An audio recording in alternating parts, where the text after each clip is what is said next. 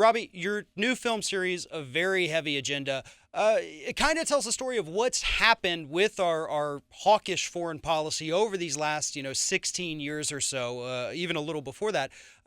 Give us a quick primer on the overall take of the film. Well, it's a three-part documentary series that pretty much chronologically goes over what kind of damage mostly the neoconservatives were doing, starting with the Bush administration and then going all the way until the present. So most of the movie covers sort of the 8 years of Obama and how the neocons crept in during his administration and influenced it in terms of the Ukraine policy, the Syrian policy, our intervention in Libya, and pretty much every military intervention that happened while Obama was in office was in some way either egged on or influenced by the neocons, some of them actually inside of his own administration. Well, one of the things that you discuss in the film is the Project for a New American Century, PNAC. That is a story that a lot of Americans either didn't pay attention to, during the, Clinton administration and the Bush administration, or they simply didn't hear about it. So tell us a little bit about PNAC and how they helped to influence, how basically our horrible foreign policy for the last couple decades. Yeah, I mean, when most people think of neoconservative foreign policy, the names the American Enterprise Institute, the Hudson Institute, sort of these more traditional think tanks in DC take top billing. But Project for the New American Century, in a lot of ways, was actually the most influential neoconservative institution over the Bush administration. In fact, I think over 15 members of PNAC actually went directly into the Bush White House immediately when he got into office. And you can look at, letters they were writing, essentially lobbying presidents ever since Bill Clinton to get us into foreign intervention. So they wrote a letter to Bill Clinton in 1998 asking him to overthrow Saddam Hussein. It was signed by people like Jeb Bush, Paul Wolfowitz, Francis Fukuyama, many others who ended up going directly into the Bush administration. And what they've been doing the whole time is essentially working as an outside agitating force to get whatever administration is currently in power to engage in some new military conflict. But I think probably the thing that would interest people the most about PNAC is in 2000, they actually wrote a document called Rebuilding America's Defenses, which lays out sort of the post 9/11 Bush world. And in that document, they ask, or they say, that to accomplish this buildup of our military in this sort of short time frame that we'd like, it would require an event, something resembling a new Pearl Harbor, a catalyzing event like a new Pearl Harbor, which of course a year later 9/11 happened, and it sort of allowed them to do all the things that they laid out in this document. And, if you look today, go online and you try to find the Project for a New American Century, at least on the surface, it appears that this group has disappeared, or they disbanded, they no longer exist online. Are they still around? Are they still out there, coordinating with each other, or have they really disbanded and gone their separate ways? Oh no, they're definitely still out there. I describe it to people like what Blackwater did. If you search for Blackwater now on the internet, you won't find their name anymore because they've changed their name several times since all the controversies happened. So it's a similar thing to Project for the New American Century. Somewhere around the time of 2007, 2008, they decided to close down the Project for the New American Century and essentially reopen it under a new name, which the intentions behind this reopening was not only sort of a rebranding to make people forget, what kind of reputation the neocons had. They had such a bad reputation that it was in a very simple way a rebranding effort. But I think more importantly, what they were trying to do, just like they tried to do during the Clinton administration, is neoconservatives realized that partisanship is actually unimportant. What's more important is trying to reach across the aisle and influence Democrats, essentially, during the Obama administration to go along with sort of this Bush foreign policy. And that's what they did. I would describe the Foreign Policy Initiative, which is their rebranded think tank, as PNAC 2.0. And and they did that when as soon as Obama got into office, they egged him on for roughly the first 4 years of his presidency, and were cheering on many of Obama's foreign policy actions, that arguably could be described as neocon. You talk a lot about Kagan in the films. Lay out his story. Why should the voters be concerned about a guy like Kagan throwing support behind Hillary Clinton? Well, I think the main reason is that he was the co-founder of the Project for the New American Century, which of course is this, very influential neoconservative think tank. But why I think Kagan is particularly dangerous is because he's really good at appealing to liberalism. So when you see this new op-ed that he's writing, it's essentially an anti-Trump screed saying that the GOP is making a huge mistake by letting someone like Trump take over. And whether you agree with him or not on that, I mean, I'm sure many liberals would agree with that. It's very fascinating to watch the way he's characterizing the situation. He calls Republicans Islamophobes, bigots, and I would agree with him on that. But this is language that usually liberals and people on the left wing use.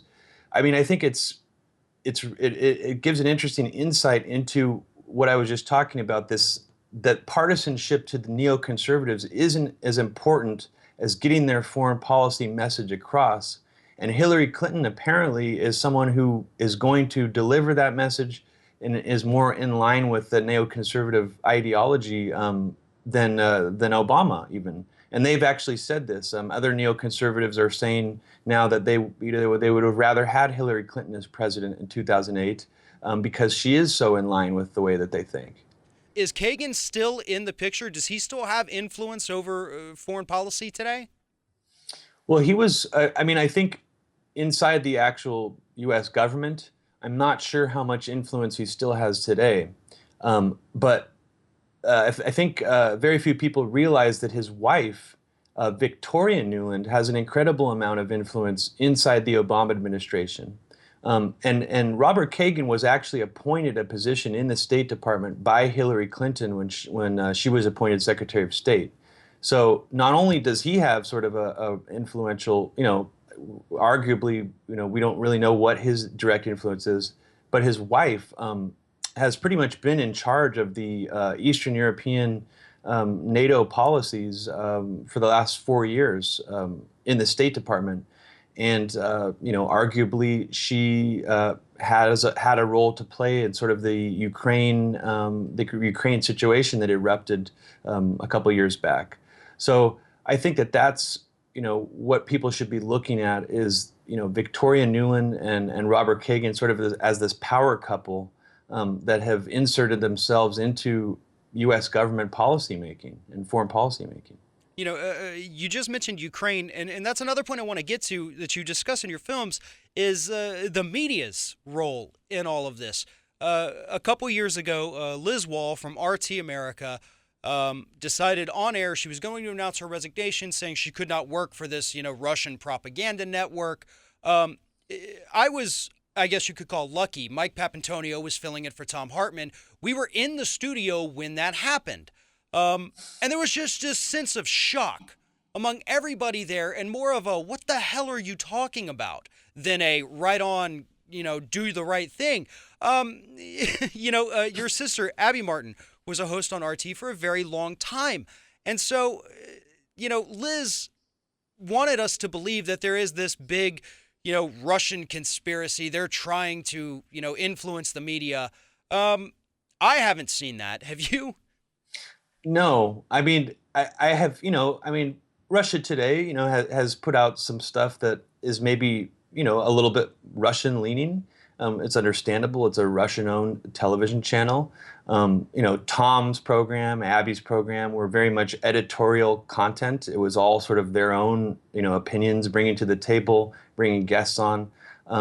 I think that criticism can only really be leveled at like the sort of the news content, the news cycle content they do. But even still, I mean, compared to the Western media, it's completely dwarfed by sort of the slant and the obvious propaganda that the Western media is putting out. CNN, MSNBC, even of course Fox News. So yeah, it was completely ridiculous for Liz Wall to say that she can no longer work for what did she call it? A network that whitewashes the actions of Vladimir Putin. I mean, it's straight out of a neocon script. And then, of course, it was revealed later, and I don't know if Max Blumenthal, Rania Kalak were were the ones who actually discovered that. But the Foreign Policy Initiative, which is Project for the New American Century 2.0, announced on Twitter something big is about to happen on RT in about 20 minutes. And that was Liz Wall's resignation. So for some reason or another, this neoconservative think tank wanted to put out the message that they were trying to sort of launch this, I would describe it almost like an information war against Russia. Not even just against the network. It was something, I think, deeper than that for them. And, as you mentioned in the films, they need an enemy. You have to have this enemy to unite the public in your quest for war.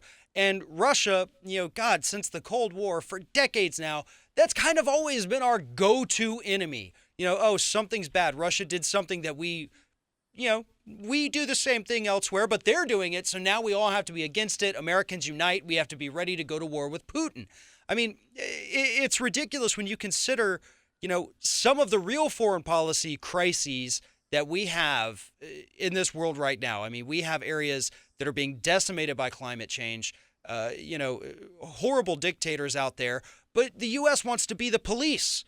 We want to say that you have to do exactly what we do, exactly what we say. You have to model yourselves after the United States, and we see how well that worked in Iraq, rather than offering help. And I think that's the big problem, is that we've turned from a helpful nation into a war-hungry nation. But what's interesting is seems to be a weird neocon, I would call it almost neocon panic over the Trump presidency. But what's also interesting is I see a problem now is a lot of Trump supporters are starting to use the term neocon because they see that neocons are actually so upset over Trump, and they're starting to use it.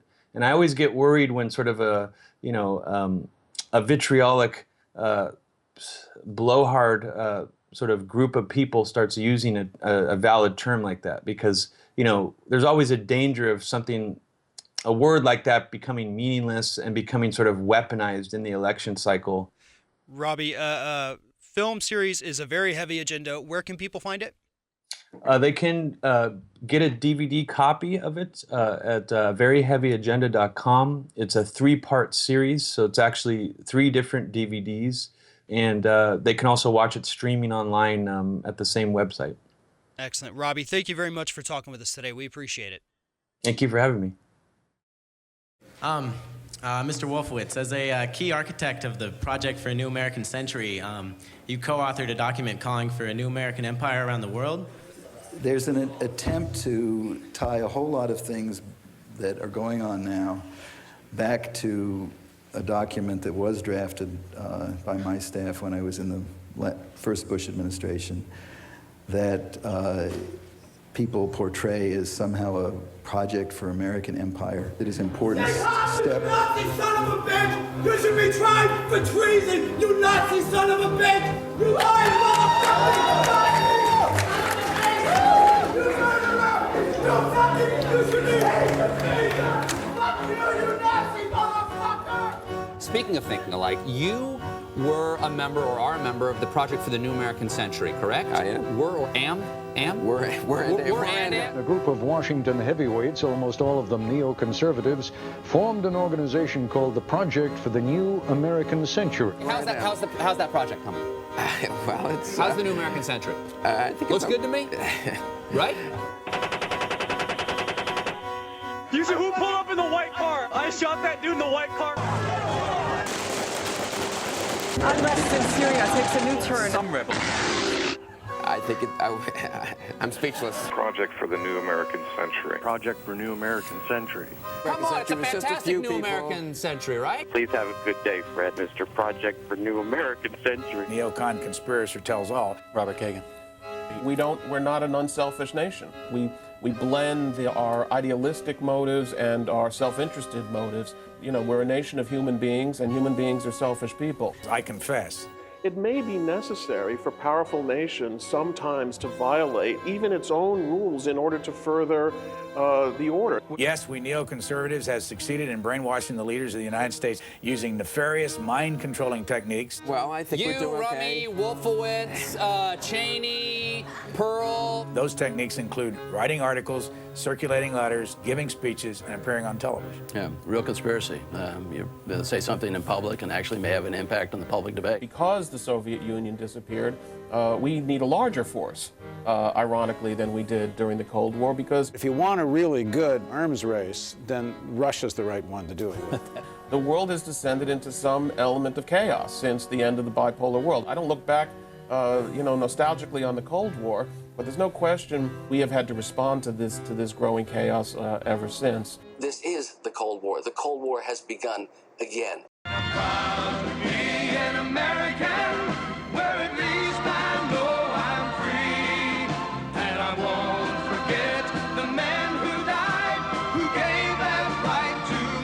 The Project for a New American Century is back. Foreign Policy Initiative is a nonpartisan, not-for-profit 501c3 organization. They've just kind of moved on to their new attempt to rebrand themselves. Would you be concerned that everybody knows everybody and they're all, different parties working behind the scenes together? Paranoia is a great quality in America. The Assistant Secretary's family here, including her husband, Bob. I think the people outside Washington perhaps have a more cartoonish view of things than those of us who've worked in Washington for a long time. Thank you for the confidence that you and President Obama have shown in asking me to take on EUR. Senator McCain, Congressman Keating, Deputy Secretary Talbot, Secretary General Solana, ambassadors, colleagues, friends, thank you all for being here. It's a community. It's a small community.